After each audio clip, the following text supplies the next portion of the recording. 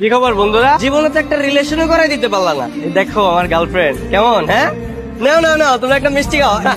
আজকে আমার খুশির দিন, এলাকার সবাইকে মিষ্টি খাওয়াবো, বুঝছো? এই নে ধর মিষ্টি খা। না না আমি খাবো না। না খেতে তো তোকে হবে, আমার প্রেমের মিষ্টি, না খেলে কি চলবে? এই নে তুইও খা।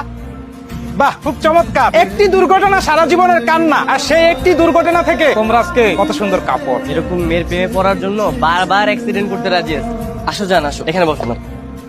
দেখলি, এটাকে বলে গার্লফ্রেন্ড। তোমার ছেলে তো শেষ, দুদিন পরে পাগল হয়ে যাবে। পাগল হয়ে যাবে কি, অলরেডি হয়ে গেছে। কেন, কি হয়েছে? তোমার ছেলে এতদিন সবাইকে প্রেম করবে করবে করে পাগল বানিয়েছে, আর এখন প্রেম শুরু করে মানুষকে পাগল বানাচ্ছে। তোমার ছেলে রাস্তাঘাটে প্রেম করে বেড়াচ্ছে, আর সেই উপলক্ষে সব মানুষকে মিষ্টি খাইয়ে বেড়াচ্ছে।